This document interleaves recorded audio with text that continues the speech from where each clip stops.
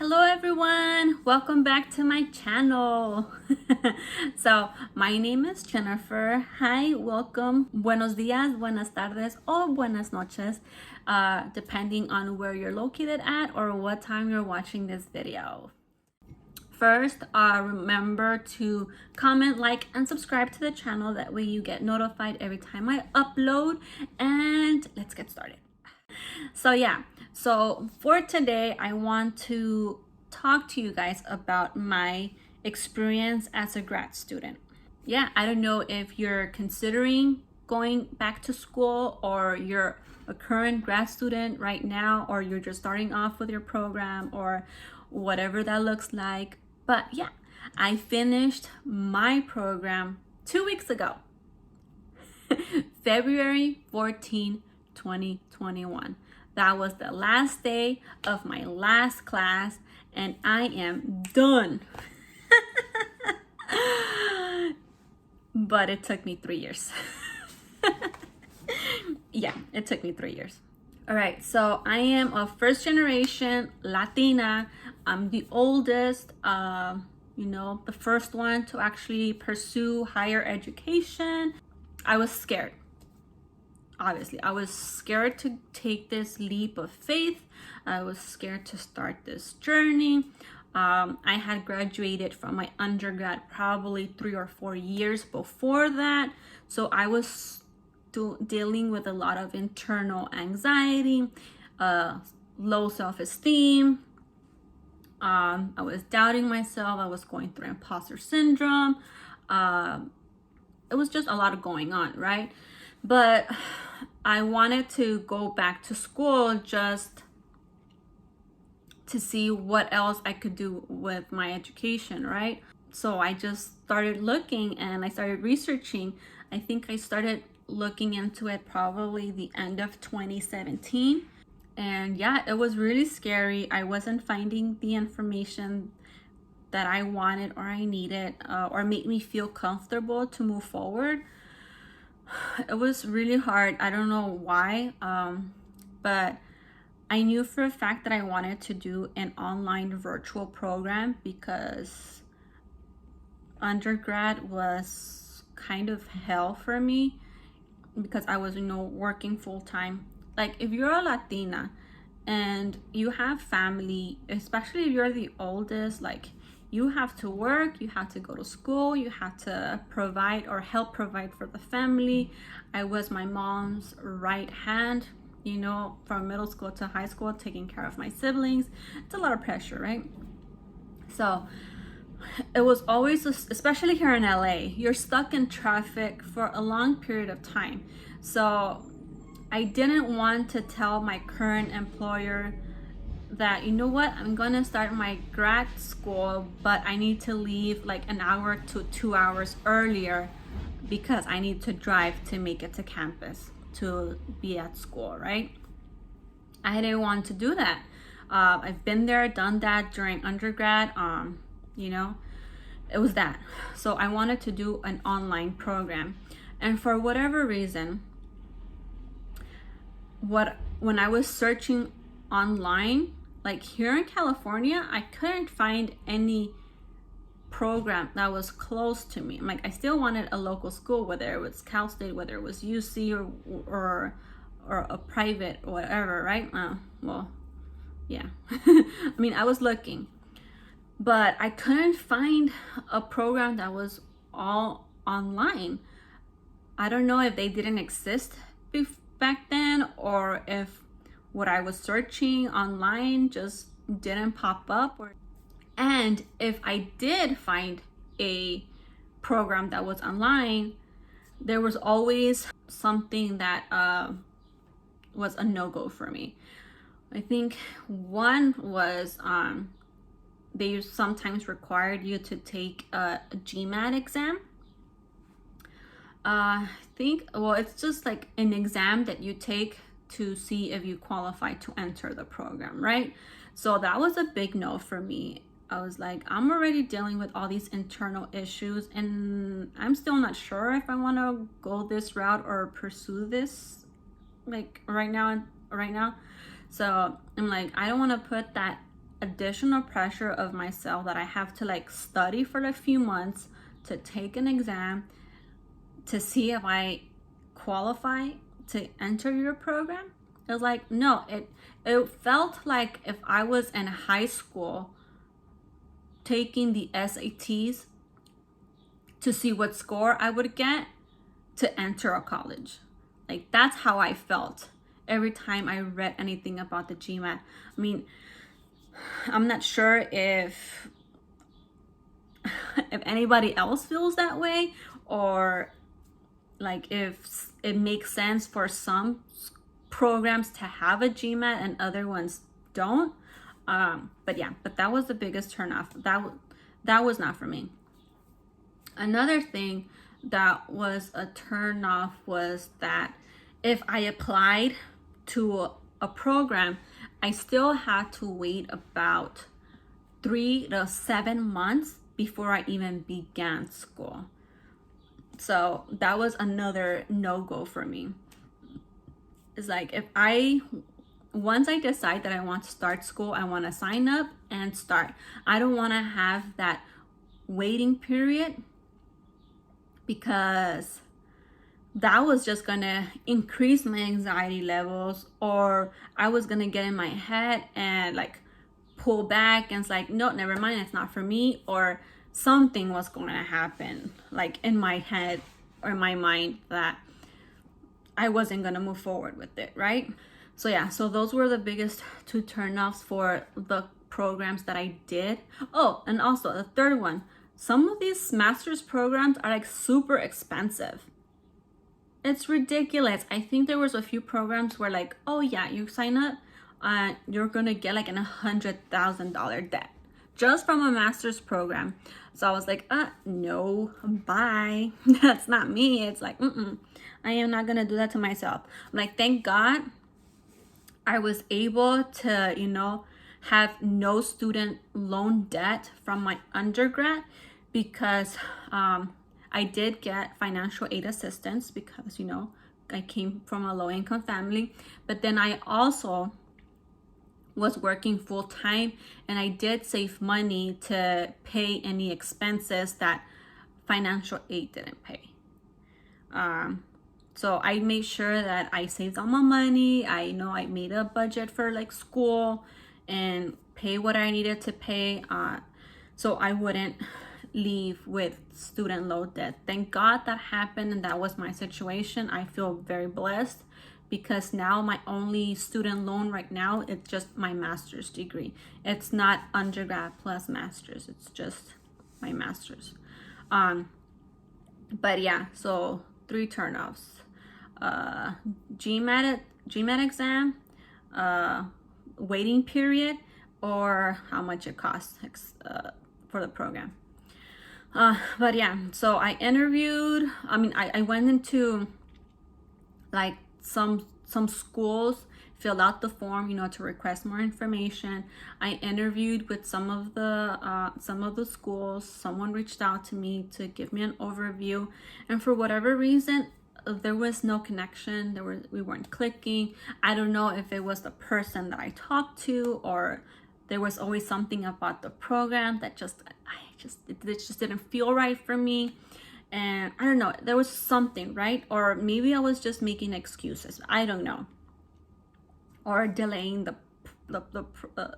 process. I don't know.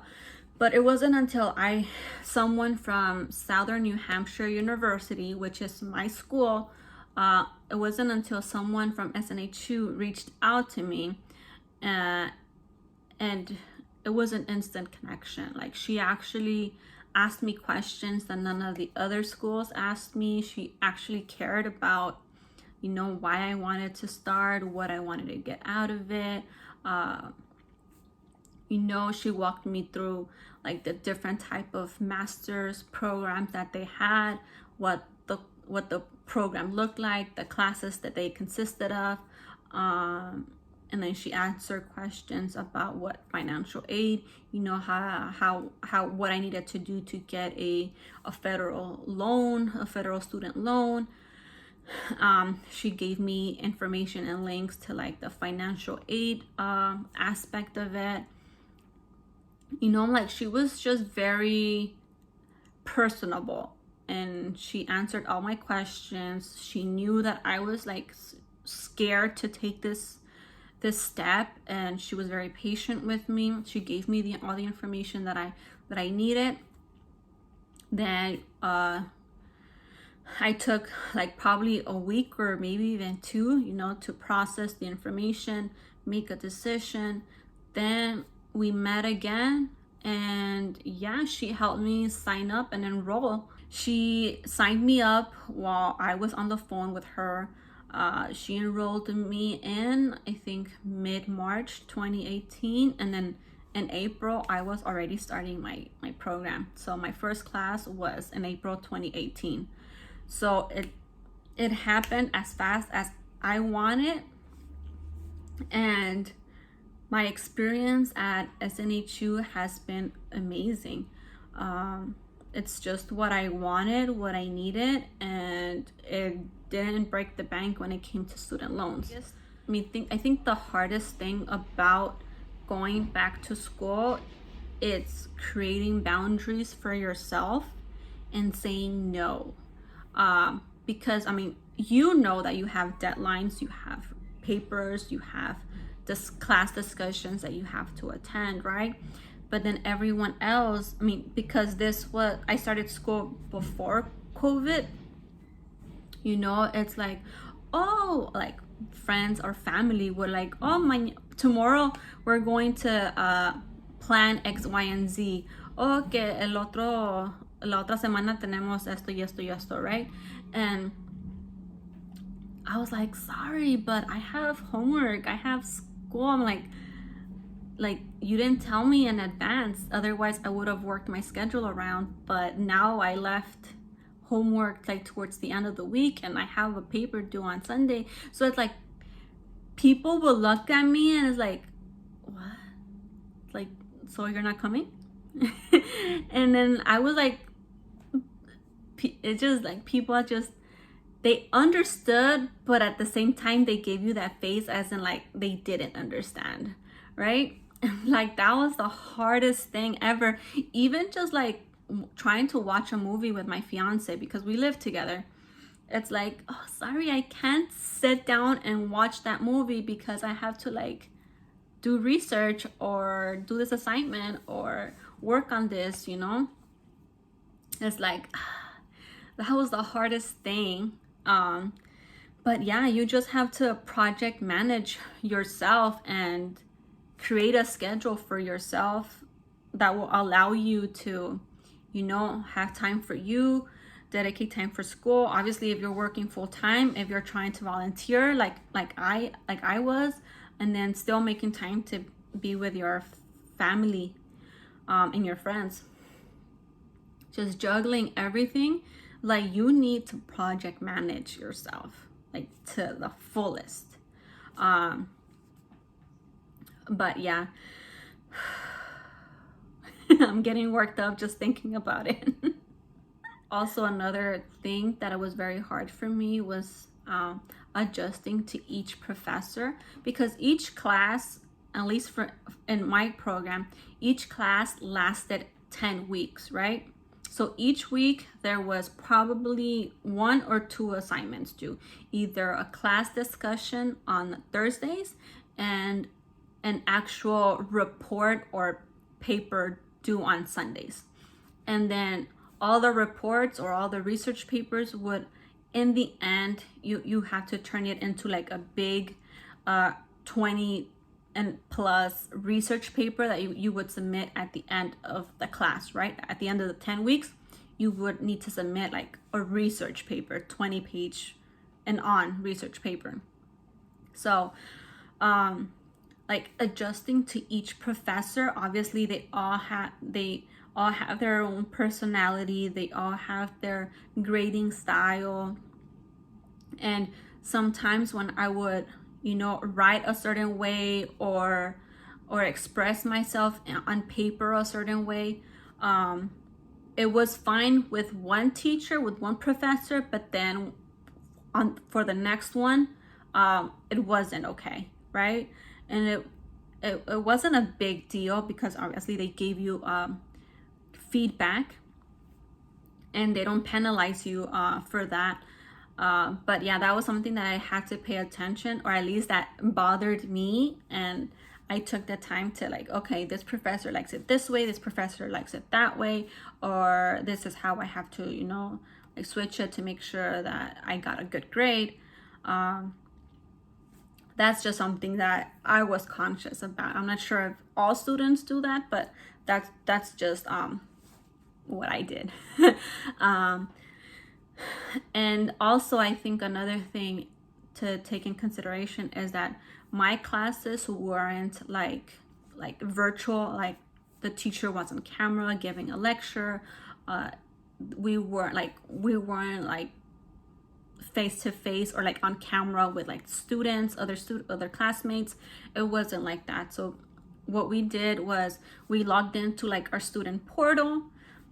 All the 10 weeks were already laid out for that class. So you had access to like the syllabus and what assignments were going to be due each week and when they were due. So all you had to do is log in, check it. Okay, this week I have to work on this. This is the reading. This is the additional resources that I have to look into. And then this is like the rubric for the paper for that week, right? So that's how my experience was, or that's how like our school worked, and that was fine for me. Like I was able to work with that just fine. But you do have access to the professor because every week the professor like logs in and sends out an announcement to the entire class. You're able to email them, you're able to schedule like a call or an appointment with the professor in case you need them to go over anything. And then we had like class discussions, like if you had a big question, you know, put it on this class discussion, that way everyone else can see it, and if anyone has the same question then they can see the answer as well, you know. But it wasn't like right now during COVID where, you know, some of the students log in and then they see their professor on camera and then they see their classmates on camera. That just wasn't the experience for my program, at least. But I was fine with it. So that's something to consider if that kind of learning environment doesn't work for you. So yeah, I had a advisor assigned to me throughout my program. My program consisted of 13 classes. And yeah, so after each program ended, before my next class started, she would call me. She would like ask me like how the last class went, how was my professor. She would always like walk me through like what the next class was going to be, or any other key deadlines that I had to meet that were either for financial aid or anything else. She would let me know. And she actually saved me a few times because that's how good she was. Whether it's I submitted a paper but it didn't go through for whatever reason, or I submitted it in the wrong place for whatever reason. I don't know what was going on, but yeah, she would always like call me and like, hey Jenny, just FYI, this and that, make sure you fix this, or this and that. And then I was like, oh, she saved me a few times. Or don't forget to make this payment to your account, or you know, submit your graduation application by this day or whatever, right? Like just things like that. And she was so helpful because she actually had like conversations with me, you know, about my life, about what was going on, what was I working on, what volunteer work I was doing. Like she actually cared. And then she was always on top of deadlines, as previously mentioned. I didn't have to worry about when enrollment started for the next class or when enrollment closed, because she was on top of it. I didn't have to worry about it. I just knew that once I finished this class, I was just gonna jump into the next class because I was already enrolled, which is like a pressure that got taken away from me. And like, all right, I'm just gonna go through this class and then just focus on this without having to focus like on any other deadlines outside of that. But yeah, she was amazing. And let's see what else. Oh, what else am I forgetting?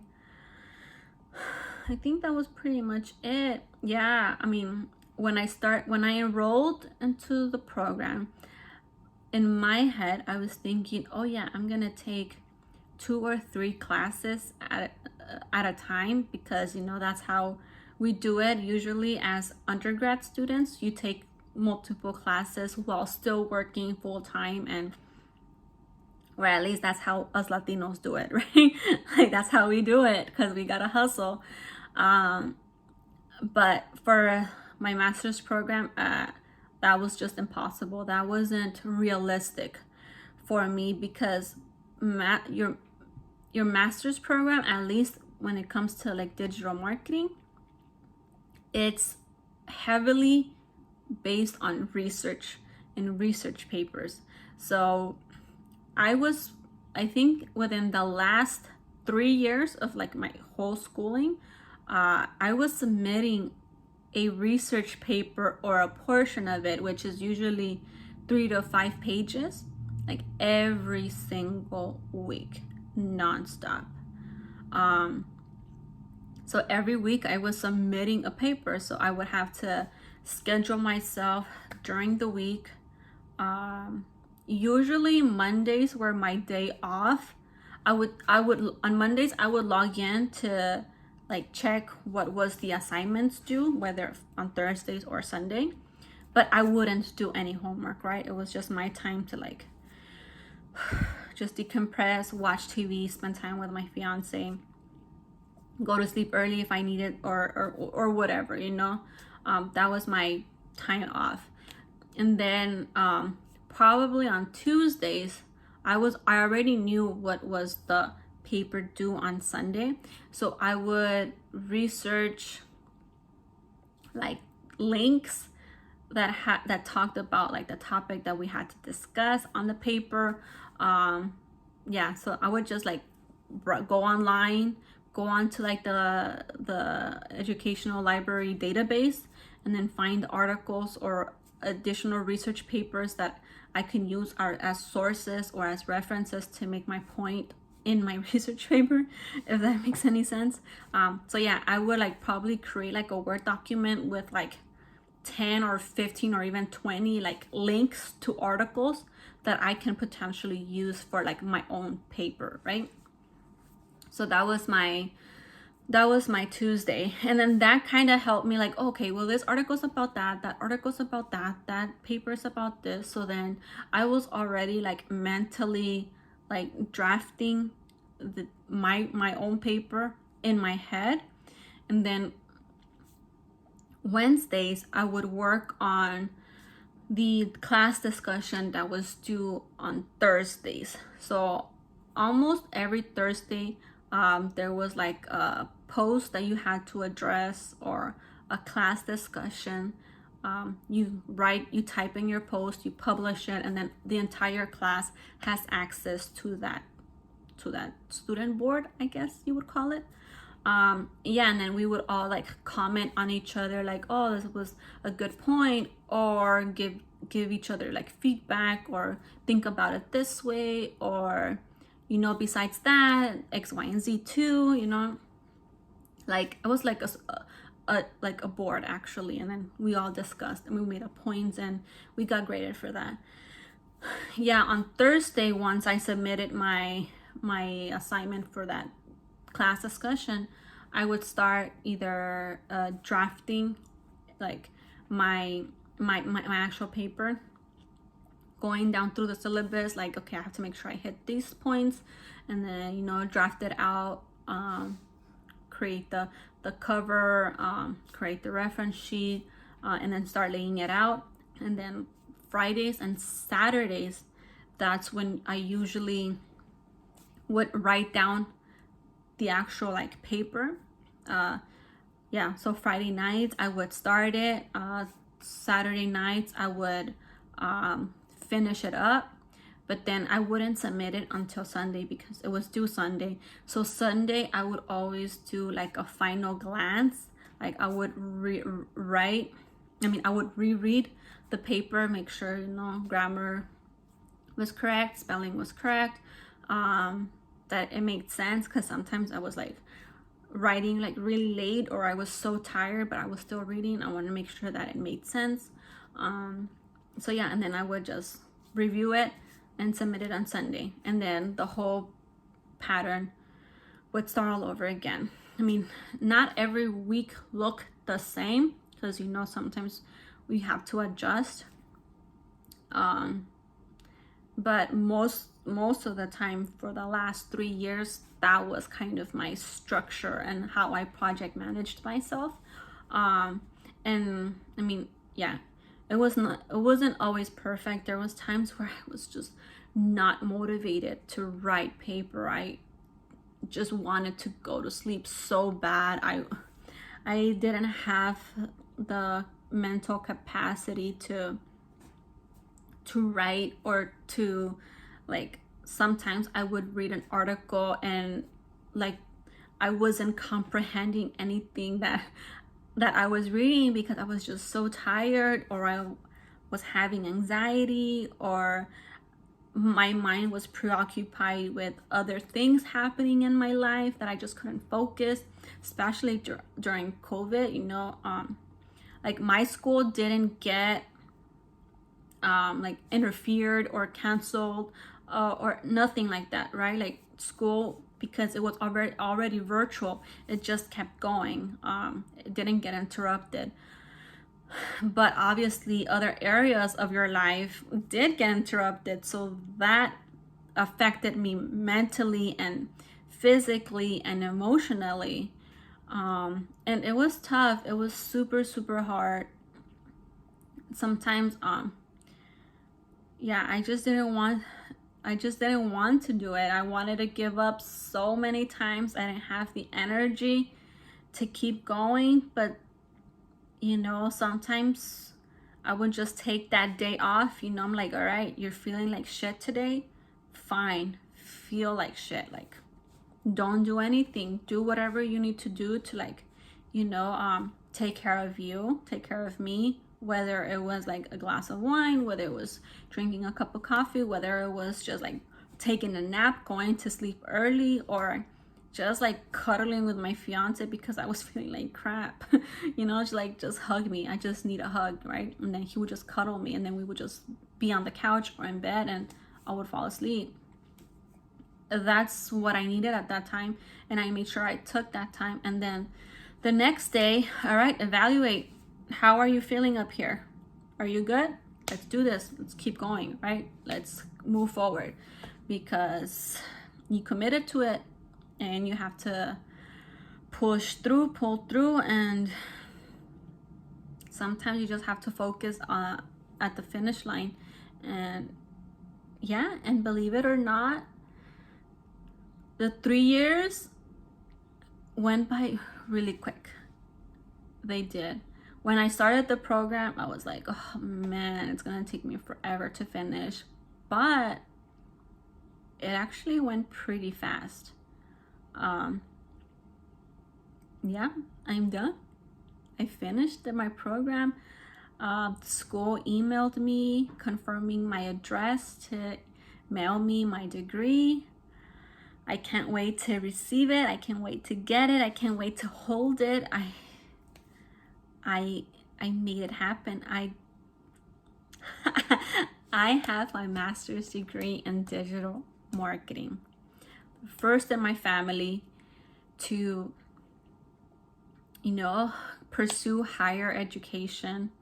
I'm the oldest. I'm setting the example for my siblings. If case they want to pursue higher education, then I know I have the background, I have the experience, I have tips to give them in case if they want to pursue it or not. If you have any tips on how your master's program is going, how is it different than mine?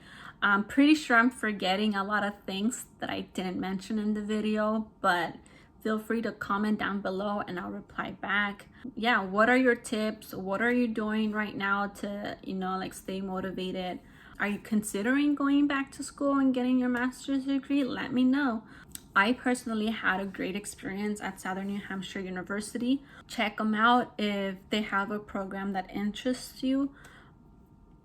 I mean, at least I had a great experience with my advisor, with the person that, like initially called me to like look into the school, the program and everything like that. The professors, they were all great. They all gave me constructive criticism or constructive feedback when it came to my research papers. None of them made me feel like I was stupid or I was dumb or I didn't know what I was talking about. Like even my classmates, like even though we were probably all over the world or across the United States, we never like saw each other like face to face, besides our little picture from like our login to the portal. We all gave each other like constructive criticism and feedback, ways to improve our paper or ways to improve our discussion. It wasn't a bad experience at all. I mean, have you attended school at Southern New Hampshire University? What was your experience, or any other school, right? How did it go for you? Let me know. And yeah, let's motivate more Latinas to pursue their higher education if they want to. Let me know if you have any other questions that I might have forgot to answer. I'll try to reply back or create a separate video if necessary to explain that or answer your question. Let me know. But yeah, guys, so this video is going so long already, so I think I'm just gonna cut it here. And thank you for listening, thank you for watching.